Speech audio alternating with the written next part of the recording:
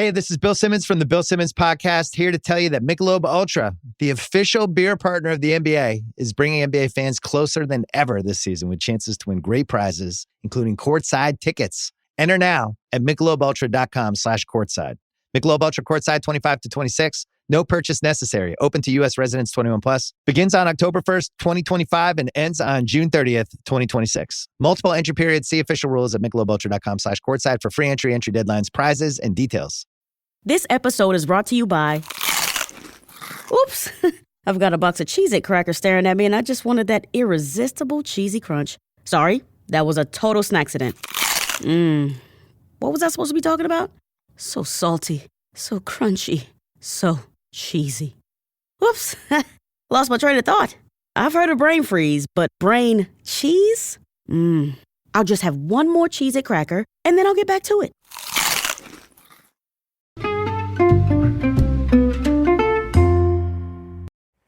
Hi, everybody, and welcome to the Dr. Psych Mom Show. Today, I'm going to talk about the fact that everybody is an unreliable narrator and that knowing this can really make you a million times smarter instantly. If I were to somehow be able to convince you of this with this podcast, you would grow exponentially in wisdom. And that's what a lot of people want, right? You want to be smarter. Everybody wants to know what's going on more clearly, and this reframe can really help you. And before we get to that, I'll tell you to subscribe. My most recent subscriber episode was on how to get your partner an actually good gift, which is relevant because the holidays are upon us. And for most people who celebrate Christmas, it is not here yet, so you still have a chance. For those of us who are celebrating Hanukkah, you are sorry. sorry guys. I'll try harder next time to get it beforehand, but you know, can't do everything. You can still get a present though. Your Valentine's Day is going to come up, so you know. It is still Hanukkah, I assume, by the time that I post this. I think, what is it, from the 14th to something? I don't know. I'm recording this stuff in November. But anyway, that's that one plus 200 others. And yeah, anyway, so what I want to talk about today is the fact that everybody's an unreliable narrator, and they don't do this to hurt you. They don't do this to lie. There's no malicious intent, but you can never believe anything that anybody says.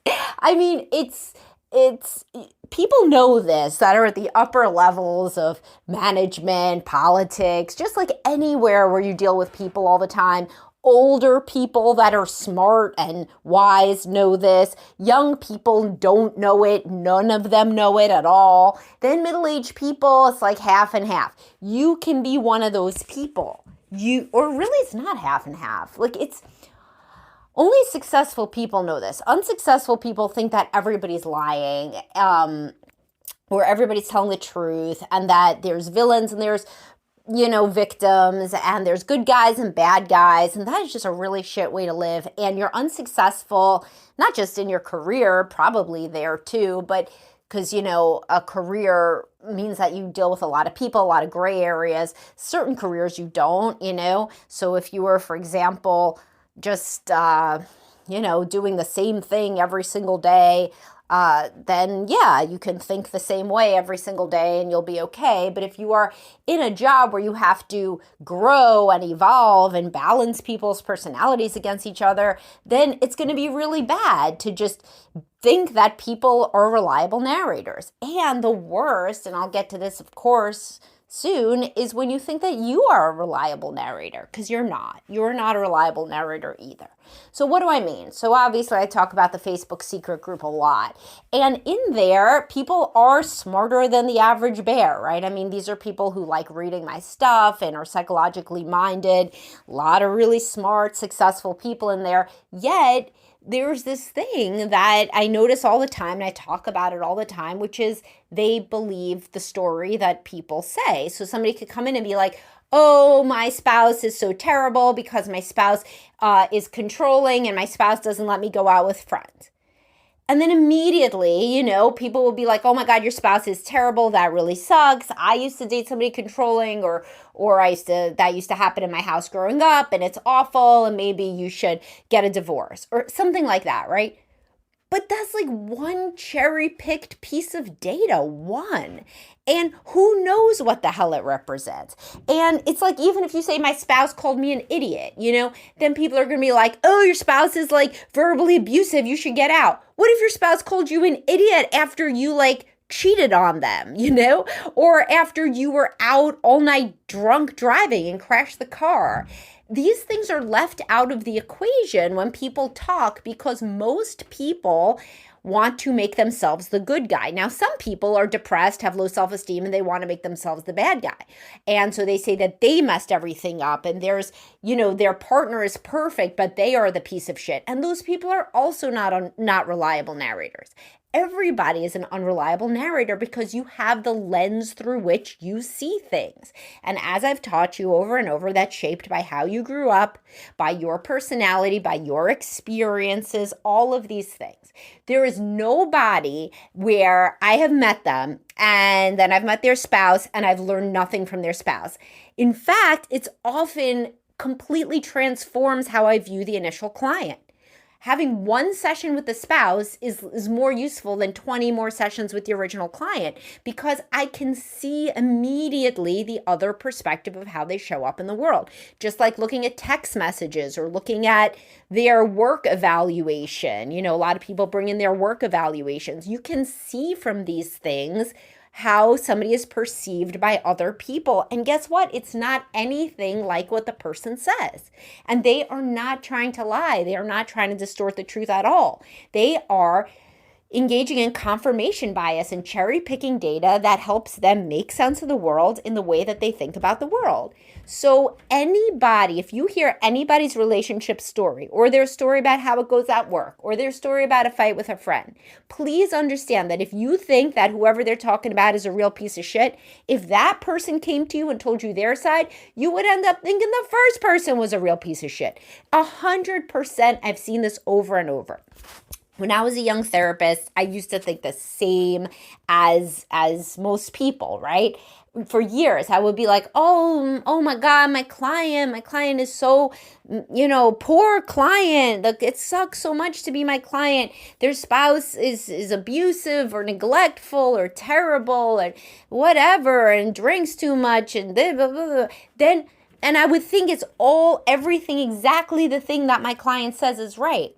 And then after years and years of doing this and seeing many, many couples in therapy and coaching and in the world, engaging in life experiences, seeing my children interact with one another, seeing how children lie and see things from their perspectives. I was an only child, so I didn't have anything like that with siblings, and two siblings both thinking that they are exactly correct and telling a story and not lying. And I know that kids lie and I know adults lie, but we're not talking about lying here. We're talking about seeing the same thing very differently, and nobody's intending to be malicious, but they just see the exact same interaction completely differently. This is like how I always mention my favorite TV show. One of my favorite TV shows is The Affair, and y'all should watch it because each episode is from two different perspectives, and neither person is lying. It is literally just from their perspective. It's so different from one another, and it can really show you what I mean. So if you spend a lot of time thinking that you are the victim in your situation, you can really, I just wish everybody listening could just immediately stop and say, what would my spouse say about me? And it's not that you're, quote, too nice. You could listen to my podcast about when people think their only problem is being too nice, if you want a deeper dive on that. It would be that you're self-righteous or difficult or, cold or needy or annoying or whatever the hell the case may be. You're not the one that if there was a video camera, everybody wouldn't be, there's a great spouse and the other one's a piece of shit. That just wouldn't happen. I can save you so much time and money in therapy if you just believe me on this.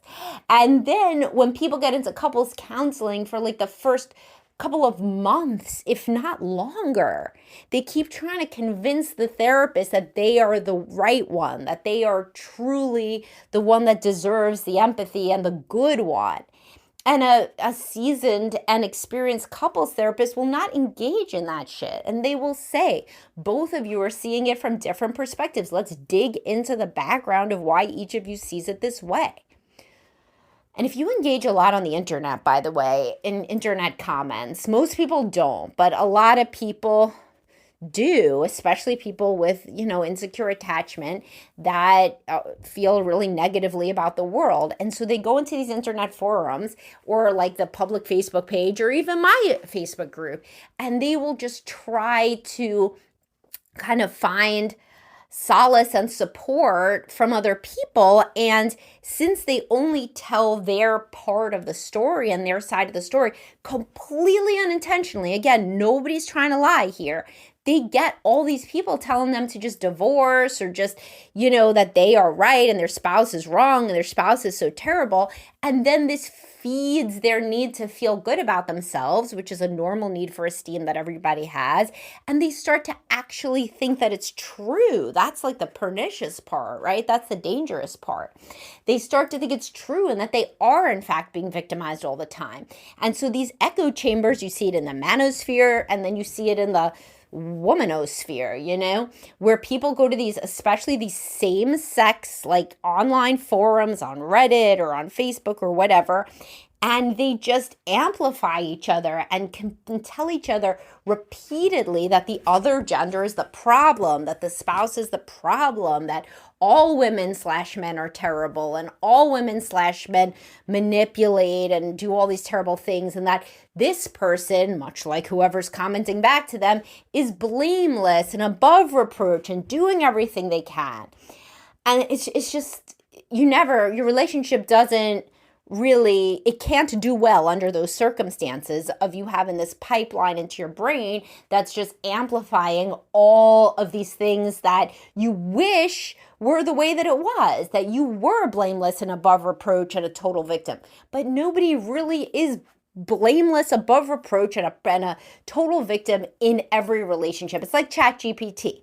I talked about it over and over. I have, you could look up ChatGPT in the search bar, Spotify app, Dr. Psych Mom Show, see everything I think about it. But these people would put the fight in that they had with their spouse into ChatGPT and be like, oh, look, it said I'm right. And then the spouse puts in the same exact fight from their perspective. And guess what? ChatGPT says it's right. That's how it is, because ChatGPT is like the inexperienced therapist. It's like the online forum. It's like just this echo chamber where it wants to give you positive feedback. So then it does, so that you keep using ChatGPT. And with the inexperienced therapists or the people on the forums, they're not ChatGPT trying to get you to keep using ChatGPT. They don't even have a motive. They're just thinking that literally anybody who isn't a sociopath would somehow have access to the full truth, as though such a thing exists, right? And is giving it like very factually, and then they are concluding things from that. But there is no truth of an entire relationship. Somebody gives one anecdote, that's the anecdote that they are cherry picking. If they say that the person did one bad thing to them, so it's exactly like what I just said with my spouse called me an idiot. Okay, yes, it's a fact that your spouse should not call you an idiot. What if you did something 1,000 times worse to them? What if you just messed up and hurt your child by accident? You're backing out of the driveway and you literally like bump into your kid, and something cataclysmic and fatal could have just happened because you weren't looking. If your spouse calls you an idiot in that situation, I think you're getting off scot-free. I think that's a pretty good outcome, and so there are so many ways that you could interpret the exact same interaction in different contexts. And there's infinity contexts of a relationship. So if you want to be 1,000 times smarter, 1,000,000 times smarter, and more successful in all of your interactions, career, friends, obviously online engagement, and certainly your relationship, you have to really make peace with this idea that the truly wise people among us know that perception is reality. And two people, if there's 20 people in a room and they all witnessed an interaction, there's 20 different interpretations of that interaction. The interaction is basically a Rorschach test of their own experiences, which they are going to superimpose on what they saw and interpret it in 20 different ways if there's 20 different people. So this is your PSA. If you engage online, if you engage with your spouse, always think, what are all the different ways that this could be interpreted? What are all the different, if 20 people saw this, what would the 20 different interpretations be? What they would not all say is, oh, that poor person stuck with the world's worst spouse. They just wouldn't. If you watch like any good film or good TV or read like a good book, not just like a, this pulp, but a really like classic literature, right? You can see everybody's perspective. You can identify with every character. And there's no good or bad. There are complex people. Tony Soprano, right? Was he a good husband? Most people would say no, he wasn't a good husband, but were there moments when he was a good husband? Certainly. Was she always a good wife? No. If you saw different aspects of those people in that couple over time, it's a very good representation of what it's like to work with a couple. Everybody there was constantly doing a cost-benefit analysis of what it was like to be in that marriage. She was ignoring the stuff that he was doing that she didn't like, right? He was unfaithful. She sometimes was unfaithful, sometimes in her mind, sometimes she tried to be. There's like a million different ways to interpret every single marriage. So if you learn nothing else from me and this is the only thing, then this would be great, because this is really the transformative one. There is no one way to interpret the truth. And if you think that the dude in your online whose relationship story you're commenting on is the lone arbiter of the truth, and you then found somebody who's so much like you that you are now going to become an echo chamber with that person where you both tell each other that you are blameless, that is hurting your mental health and hurting both of your relationships. The best thing to do with any internet content that you consume is to assume that it is a snapshot of how a person that is very dysregulated, which is when most people post on the internet, is when they're drunk, when they're angry, when they're anxious. When you're happy, you're not posting on internet forums, right? Unless you're posting happy things. Oh, I'm so happy. It was my daughter's 3rd birthday. Look at these little photos. Yeah, cool, great.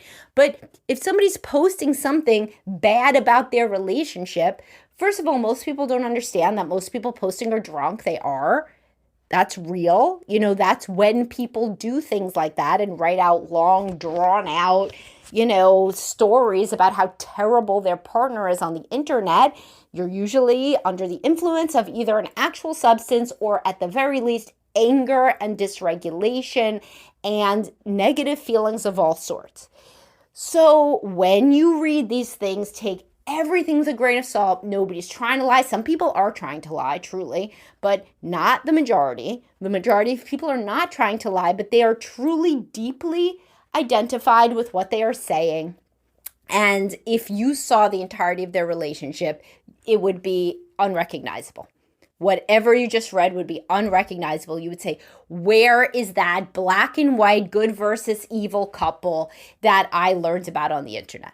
Nowhere to be found. I see right now a normal couple in front of me where both of them are pretty annoying and passive aggressive. That would honestly be what the majority of people would say. All right, I hope you guys learned something, or at least that opened up a window for you to think about something a little bit differently. And I'll talk to y'all soon. Hey, Ryan Reynolds here. Wishing you a very happy half-off holiday, because right now Mint Mobile is offering you the gift of 50% off unlimited. To be clear, that's half price, not half the service. And Mint is still premium unlimited wireless for a great price. So that means a half day. Yeah? Give it a try at mintmobile.com/switch. Upfront payment of $45 for 3-month plan, equivalent to $15 per month required. New customer offer for first 3 months only. Speed slow after 35 gigabytes if network's busy. Taxes and fees extra. See mintmobile.com. Great day.